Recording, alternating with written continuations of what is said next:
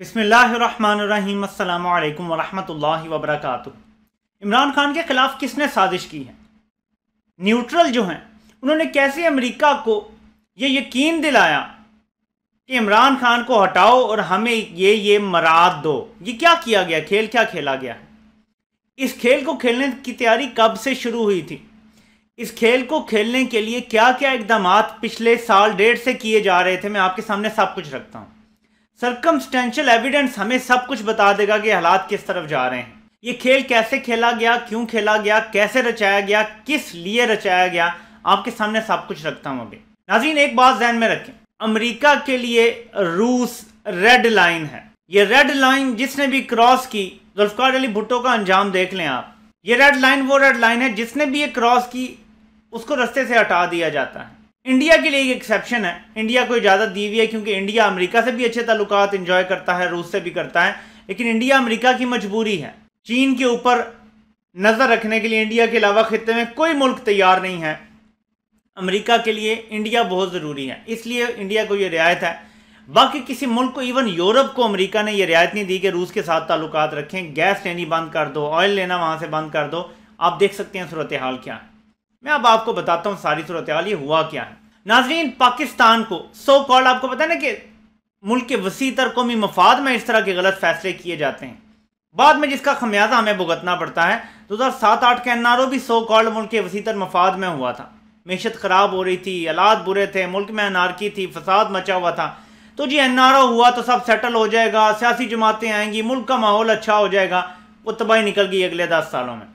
तो होता है ऐसे, जो भी गलत फैसले हैं वो वसी तर मफाद में होता है। अब ये वसी तर मफाद कैसे आया? पाकिस्तान के लिए हमेशा बैलेंस ऑफ पेमेंट का मसला बन जाता है। इसको समझिएगा, मैं बड़ी संजीदा वीडियो ये कर रहा हूँ, ये आपने मुकम्मल देखनी, मैं आपको सब कुछ बताता हूँ कि कैसे हुआ। इसकी पिछले 1.5 साल से तैयारी थी, वो भी मैं आपको बताता हूँ कि क्या क्या इस तैयारी के लिए किया गया। पाकिस्तान को बैलेंस ऑफ पेमेंट का मसला हो जाता है हमेशा। हमारी जैसे इकॉनमी थोड़ी सी टेक ऑफ करती है, हमारा करंट अकाउंट डेफिसिट बढ़ जाता है। इसको फंड करने के लिए फिर हमें IMF के प्रोग्राम में जाना पड़ता है। IMF हमसे ज़रा सख्ती से कभी निपटता है, हम अमेरिका की मान रहे हों, अमेरिका की अच्छी बुक्स में हो तो ज़रा नरमी कर देता है। FATF की जो ग्रे लिस्ट है उसकी वजह से बहुत सारी इन्वेस्टमेंट भी रुक जाती है मुल्क में, और बहुत सारी ऐसी चीज़ें हैं। वर्ल्ड बैंक अमेरिका के कंट्रोल में है, और ऐसे बहुत सारे इदारे जहाँ से आप फंडिंग लेते हैं वो सब अमेरिका के कंट्रोल में है। हमारी सबसे ज़्यादा एक्सपोर्ट्स जो सिंगल किसी मुल्क को होती हैं वो अमेरिका है। अब आपने इन सारी चीज़ों को देखना है कि अगर हमारी एक्सपोर्ट्स अमेरिका बैन कर दे, 7-8 अरब डॉलर की एक्सपोर्ट्स अमेरिका को कोई फ़र्क नहीं पड़ेगा, वो किसी और मुल्क से ले लेगा। वो बैन कर देता है तो पाकिस्तान में इधर डॉलर 250-300 पे चला जाएगा। 7-8 अरब डॉलर अगर हमें कम पड़ जाए ना मजीद, तो डॉलर 200-250 पे चला जाना है। मैं एग्जाम्पल दे रहा हूँ आपको। तो ये जो वसी तर कौमी मफाद है ना, ये कैसे शुरू कैसे होता है इसको समझें ज़रा। अब अमेरिका इमरान खान की हुकूमत आने के बाद से इंगेज रहा। शुरू में थोड़ा हुआ, ट्रंप ने कोल्ड शोल्डर दिखाया, लेकिन ट्रंप की हुकूमत इमरान खान के साथ इंगेज रही। अफगानिस्तान के मामलात में, मुज़ाकरात में पाकिस्तान ने किरदार अदा किया। इमरान खान का बड़ा अच्छा दौरा हुआ।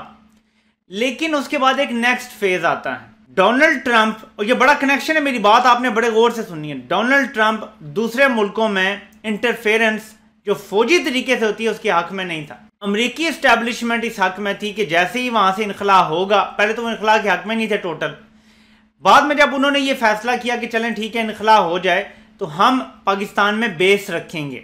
इसके लिए जो बाइडन ने सदारती इंतखाब से पहले भी इस तरह के कई बयान दिए हुए थे कि हम पाकिस्तान को कायल करें, हमें करना चाहिए। वो ट्रंप पे तनकीद करते हुए इस तरह की बातें करता था कि हम पाकिस्तान को मजबूर करें, हमें वो एयर बेस दे, अड्डा दे दे वहाँ पे, हमें फ़ज़ाई हदूद इस्तेमाल करने दे, वो ये कहता रहा। तो इस्टेब्लिशमेंट का ये प्लान था, जो अमेरिका की इस्टेब्लिशमेंट थी, कि हम या अड्डा लेंगे या उनसे फ़ज़ाई हदूद की इजाज़त लेंगे ताकि हम वहाँ जाके जब चाहें सर्वेलेंस भी कर सकें, नज़र रख सकें और अपने मफादात का तहफ़्फ़ुज़ कर सकें।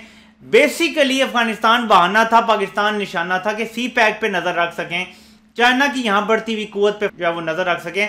कि अमेरिका को ये लगता है कि ये पानी इस्तेमाल करेगा तो चाइना की नेवी भी एक दिन आके यहाँ खड़ी हो जाएगी, और फिर पाकिस्तान और चाइना का एक ऐसा रिश्ता उस्तवार हो जाएगा कि इंडिया का यहाँ पे खेल ख़त्म हो जाएगा। तो फिर अमेरिका और इंडिया का जो गठजोड़ है ये बेफ़ायदा हो जाएगा।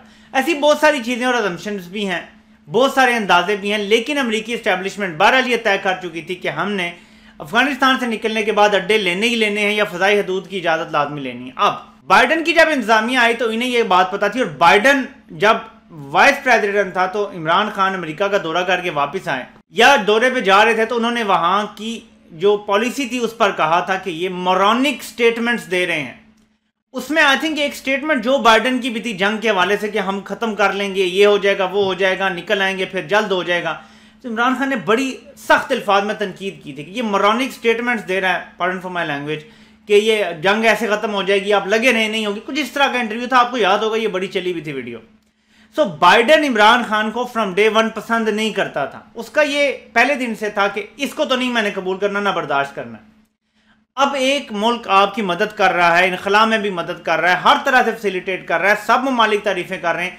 अचानक बाइडन इलेक्शन जीतता है और बस कोल्ड शोल्डर, ना फोन कॉल आती है, ना कोई बातचीत होती है। स्टिल मसाइल चल रहे हैं अफगानिस्तान के, लेकिन वो वज़ीर आज़म से बात नहीं कर रहा। ये वो टाइम था जब यहां पे हालात बनाने शुरू कर दिए गए। फरवरी मार्च 2021, यानी फरवरी में बाइडन ने चार्ज लिया। समझ लें कि फरवरी मार्च 2021 में यहां की ने प्लानिंग शुरू कर दी कि अमेरिका को कैसे फैसिलिटेट करना है और राजी कैसे करना है। इसके लिए इमरान खान को हटाना नंबर 1 प्रायोरिटी ठहरा, नंबर 1 प्रायोरिटी ठहरा। इसके लिए फिर ग्राउंड वर्क शुरू कर दिया गया। वो ग्राउंड वर्क शुरू हुआ तो इन्हें यह पता था कि जिस दिन भी इमरान खान को उतारेंगे, सबसे पहला रिएक्शन सोशल मीडिया से आएगा। उसके लिए क्या किया गया कि सोशल मीडिया के जो इमरान खान के सपोर्टर्स हैं, वो ज्यादातर ISPR के लिए जो लोग काम करते रहे, यानी ISPR के लिए काम ये नहीं कि पैसे लेके करते रहे, वॉलंटरली करते रहे, उनसे ट्रेंड चलवाए गए भारत के खिलाफ, कश्मीर के हक में, हिंदुत्व के और ये सारे ट्रेंड। इस दौरान जो लोग तहरीक इंसाफ के थे लेकिन ISPR के लिए भी ट्रेंड करते थे, उनके तकरीबन 90% लोगों के अकाउंट उड़ गए। हमें सामने ये स्टोरी बताई गई कि ये इंडिया रिपोर्ट कर रहा है, लेकिन 5th जनरेशन वॉर का असूल ये कहता है कि आप ऐसे तरीके से काम करेंगे सांप भी मर जाए और लाठी भी ना टूटे। तहरीक इंसाफ की असल कुव्वत को तोड़ने का काम शुरू हो चुका था 2021 के शुरू में, और ये सारे अकाउंट जो ताकतवर थे इनको सस्पेंड करवाया गया, मुअत्तल करवाया गया, ख़त्म करवाया गया, कई डिलीट हो गए, कई लोगों को अकाउंट अपने मल्टीपल टाइम्स बनाने पड़े। इनमें से 2 ऐसे लोग हैं, और इसका सबूत ये है, मैं नाम नहीं लूंगा, 2 ऐसे लोग हैं जिनके कई अकाउंट डिलीट करवाए गए। उन लोगों को नई इंपोर्टेड हुकूमत आने के बाद हफ्ते के अंदर अंदर गिरफ्तार कर लिया गया था FIA की तरफ से। बस मैं सिर्फ इतना ही बताऊंगा आपको। कई और लोग भी हैं जिन्हें गिरफ्तार किया गया है, लेकिन बड़े अकाउंट्स इस तरह डिलीट करवाए गए कि जब आप कश्मीर पे बात करेंगे तो ऑटोमेटिकली इंडिया रिपोर्ट करेगा, लेकिन आपसे ये बातें करवाई गई। यहां से हुई इस खेल की शुरुआत के तहरीक इंसाफ की सोशल मीडिया की ताकत को कमजोर किया जाए, और किसी हद तक कामयाब भी हुए करने में। बहुत सारे अकाउंट डिलीट हुए इस दौरान, सैकड़ों की तादाद में अकाउंट्स डिलीट हुए तहरीक इंसाफ के जो सपोर्टर्स थे, लेकिन वो वॉलंटरली अपनी फौज का दिफा करते थे। ये तो हो गया एक किसकी साइड। इमरान खान को हवा बना के दिखाना था अमेरिका को, वरना अमेरिका मराद देने के लिए तैयार नहीं हो रहा था। IMF में वो सख्ती बढ़ा रहे थे, शराइत उनकी सख्त से सख्त होती जा रही थी, कड़ी से कड़ी होती जा रही थी। FATF में हम 26 से ज्यादा, यानी 26 और 27वां भी समझ लें, हमने कर दिया भाई, पकड़ लिया सबको, एक को तो अब सजा भी हो गई है, हमने सारे पॉइंट पूरे कर दिए, वो हमें नहीं निकाल रहे ग्रे लिस्ट से। अब इस पे भी अमेरिका नहीं मान रहा। अब जब तक अमेरिका हाँ नहीं करेगा, वोट इनफ हमारे पूरे नहीं होंगे। अमेरिका जिस दिन ग्रीन सिग्नल देगा, वोट पूरे हो जाएंगे। ये भी था। वर्ल्ड बैंक से भी पैसा चाहिए, हमें एक्स्ट्रा इमदाद भी चाहिए अमेरिका से, वो कोलिशन सपोर्ट फंड वाली मौजें भी चाहिए। अब ये कुछ भी नहीं हो रहा था। इसके लिए एक कॉमन एनिमी बनाना था। My enemy's enemy is my friend. तो अगर कोई मेरा दुश्मन है, उसका कोई दुश्मन होगा ना, मैं उससे दोस्ती कर लूंगा, ताकि हम मिलके अपने एक कॉमन दुश्मन को मार लें। बाद में देखा जाएगा। इमरान खान को वो कॉमन दुश्मन बना के अमेरिकी इस्टेब्लिशमेंट को दिखाया गया। वो कैसे? इमरान खान जब अमेरिका सफारती बायकॉट की बात कर रहा था, इमरान खान चीन जाते हैं। चीन के दौरान वो रूस के सदर से भी मुलाकात करते हैं। ये अमेरिका के लिए पहला रेड फ्लैग था। उसके बाद इधर यूक्रेन का तनाज़ा चल रहा है, इमरान खान का दौरा सारा तय करवाया जाता है। जिस दौरान तनाज़ा चल रहा है, पिछले 2-3 महीने से ये चल रहा था तनाज़ा, और यही था कि कभी भी हमला होगा, कभी भी होगा। इमरान खान तमाम सफारतकारों को बुलाते हैं, रिटायर्ड को, हाजिर जो हैं उनको बुलाते हैं, एस्टेब्लिशमेंट से पूछते हैं, सब मतलब जो इदारे हैं उनसे पूछते हैं कि जाना चाहिए। सब कहते हैं जाना चाहिए। इमरान खान रूस चले जाते हैं। जिस दिन इमरान खान रूस पहुंचते हैं, उस दिन ही हमला हो जाता है यूक्रेन के ऊपर। इमरान खान वहां से फिर राब्ता करते हैं इदारों से, लेकिन दौरा जारी रहता है। तो सब ऑन बोर्ड थे। लेकिन जब इमरान खान वापस आए, अमेरिका ये चाहता था कि वापस आते ही हम रूस की मजम्मत करें, रूस को बुरा भला कहें, जबकि इमरान खान वहां पाकिस्तान के हक में मुआहदे की तरफ जा रहे थे कि 30% सस्ती गैस मिलेगी, 30% सस्ती गंदम मिलेगी। इमेजिन करें, अगर 2000 रुपये मन है तो हमें 1400 रुपये मन मिलनी थी। कितनी सस्ती हो जाती चीज़ें, ज़रा इमेजिन करें। अब आप किसी से मिल के आए हैं मुआहदा, तो हमने ये कहा जी कि हम मजम्मत नहीं करेंगे, हम जंग की मजम्मत करेंगे, लेकिन रूस की मजम्मत नहीं करेंगे, हम न्यूट्रल रहेंगे। जंग की हम मजम्मत करते हैं। इमरान खान ने रूस में भी खड़े होकर कहा कि ये बहुत अनफॉर्चुनेट है कि ये सब कुछ ऐसे हुआ है, डायलॉग से बात होनी चाहिए थी। ये इमरान खान ने रूस में भी बात की थी। हमारे जो हैं, इन्होंने जाके अमेरिका से कहा कि देख लें, ये चीन और रूस के ब्लॉक में जा रहा है बस पाकिस्तान को लेकर। ये मैं आपको सर्कमस्टेंशियल एविडेंस की बुनियाद पे बता रहा हूँ। ये ना कहिएगा कि मुझे किसी ने टेबल के नीचे से खबर दे दी। मैं आपको सर्कमस्टेंशियल एविडेंस सारा बता रहा हूँ जैसे वाकयात हुए हैं। बल्कि इसको आसान अल्फाज में कहें कि अमेरिका को ऑफर की गई कि आपके रास्ते का ये कांटा हम हटाएंगे, बदले में हमें क्या मिलेगा?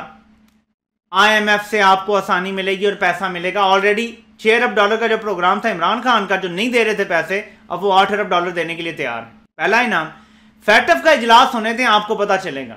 अभी नहीं तो इन्हीं 6 महीनों में आपको पाकिस्तान फैटफ से भी निकलता नजर आएगा। ये भी इनाम होगा, 6 नहीं तो 8 महीने में निकल आएगा पाकिस्तान। वर्ल्ड बैंक से भी फंडिंग, कोई मसला अब आपको नहीं होगा, कोई रुकावट नहीं होगी। और ये सारे मामलात इस तरह तय हो गए। अभी तो बीच में मेमो की बात आ गई है ना कि जी अगर ये सब कुछ तय था, खुद था, तो फिर ये मेमो की क्या जरूरत थी? मैं आपको मेमो के अल्फाज बताता हूं जो अब तक रिपोर्ट हुए हैं।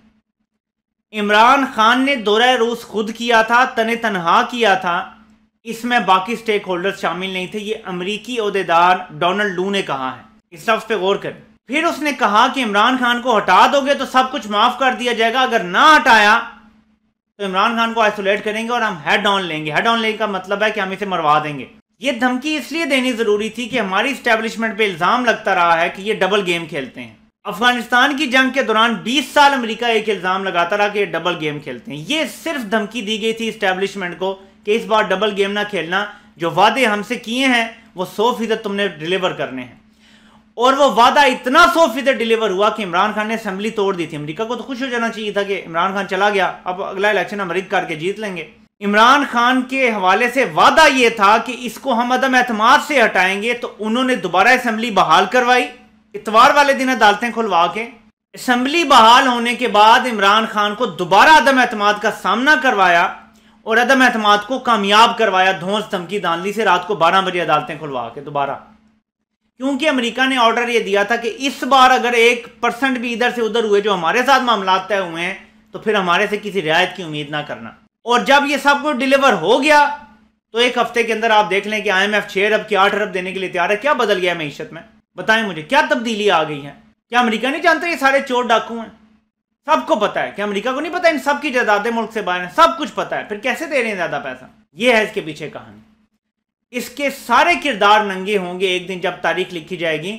हम नहीं होंगे, शायद हमारी नस्लें देखेंगी। जब 50 साल बाद अमेरिका अपने क्लासिफाइड डॉक्यूमेंट लीक करेगा ना, वहां आएगा कि किस तरह से ये रजीम चेंज ऑपरेशन हुआ था। और इसकी रिक्वेस्ट पाकिस्तान से गई थी, अमेरिका से नहीं आई थी। हाँ, एक मैं बेनिफिट ऑफ डाउट दे सकता हूं कि अमेरिका ने कहा हो कि इसको हटाए बगैर हम नहीं करेंगे, तो फिर यहां से प्रपोजल गया होगा कि कैसे कैसे हम स्टेप्स उठा सकते हैं। लेकिन कौन नहीं जानता कि इस भानमती के कुंबे को किसने उठाया। मैं आपको एक निशानी बताता हूं। पाकिस्तान का सारा मीडिया इमरान खान को पसंद ना करता हो, यह भी हो सकता है कि नवाज शरीफ ने खरीद लिया हो, लेकिन पाकिस्तान की तारीख में यह कभी भी नहीं हुआ कि पाकिस्तान के सारे अखबारों की सुर्खी एक ही है कि अमेरिकी साजिश का कोई सबूत नहीं मिला। ये सब अखबारों को वो सेम पेज पे किसने किया, जरा मुझे बताएं। ये सारे पाकिस्तान के अखबार आज सेम पेज पर हैं। ये करने वाले भी हैं जिन्होंने इस मुल्क से गद्दारी की है। मुझे बोल लेने दीजिए। इमरान खान जो कहते थे ना कि इनको NRO देना गद्दारी है, इनको NRO भी दिया गया और इनको दोबारा लूट मार का लाइसेंस भी दिया गया। सिर्फ सो कॉल्ड हमें ज्यादा पता है वसी तर कौमी मफाद क्या है। एक ये भी बात सुनने में आ रही है कि न्यूट्रल साहब एक कहीं कहते पाए गए हैं कि इमरान खान बहुत ज्यादा बोलते थे, इन्होंने मुल्कों को नाराज कर दिया है। आज़ाद खारजा पॉलिसी की तरह इमरान खान बात करते थे, अमरीकी जंग पे तनकीद करते थे। तो मैं ये कहना चाहूंगा न्यूट्रल साहब को कि 1,70,00,000 से ज्यादा लोगों ने वोट दिया है इमरान खान को। पता है किस चीज पे दिया है? इसी चीज पे दिया कि इमरान खान ने कहा था मैं किसी के सामने झुकूंगा नहीं। आप होते कौन है 1,76,00,000 लोगों का जो विजडम है उसको चैलेंज करने वाले कि उन्होंने ये फैसला किया था। ये जमहूरी मुल्क है, उनका ये फैसला था कि हमें आज़ादी और खुद मुख्तारी से जीना है। जब अवाम फैसला कर चुकी और आइन आपका कहता है कि अवाम है असल इक़्तिदार देने वाली, कि कैसे कोई कह सकता है कि मैंने मुल्क के वसीतर मफाद में अमेरिका को राज़ी करने के लिए इमरान खान को हटा दिया, ये मैं मुल्क का भला है, क्योंकि वो अमेरिका को नाराज़ कर रहा था, वो यूरोप को नाराज़ कर रहा था। इस रिस्क से मौत अच्छी जिस रिस्क से आती हो परवाज में कोताही। नाज़रीन, ये है वो खेल जो आपके सामने मैंने रखा है। ये जो कौमी मफाद का चूरन बेच रहे हैं ना, इनको एक बात बता दूं कि पाकिस्तान एक एटमी कुव्वत है। अमेरिका कभी किसी सूरत पाकिस्तान के ऊपर पाबंदियां नहीं लगाएगा। एक डेस्परेट ईरान वो कुछ नहीं कर सकता जो एक डेस्परेट पाकिस्तान कर सकता है। हम एटमी ताकत है, इसराइल भी हमारे निशाने पर है और इंडिया भी हमारे निशाने पर है। कभी अमेरिका रिस्क नहीं लेगा कि पाकिस्तान में टर्मोइल आए इतना ज्यादा कि ये बिल्कुल दिवालिया हो जाए मुल्क। ये जो हमें डराते हैं ना कि अमेरिका ने हमारे वेंटिलेटर उतार देने थे, बेगर्स कांट बी चूज़र्स, ये बकवास करते हैं, झूठ बोलते हैं या डराते हैं अवाम को। अमेरिका की जरूरत नहीं है हम पे ऐसी पाबंदियां लगा सके, वो 90s में लगा सकता था। अब जब हम एक सॉलिड एटमी कुव्वत हैं, अब नहीं लगा सकता। और अब मुझे खदशा ये है कि अमेरिका से अगला मुआहदा ये ना कर दिया जाए कि एटमी असासे भी आप ले लें कस्टडी में।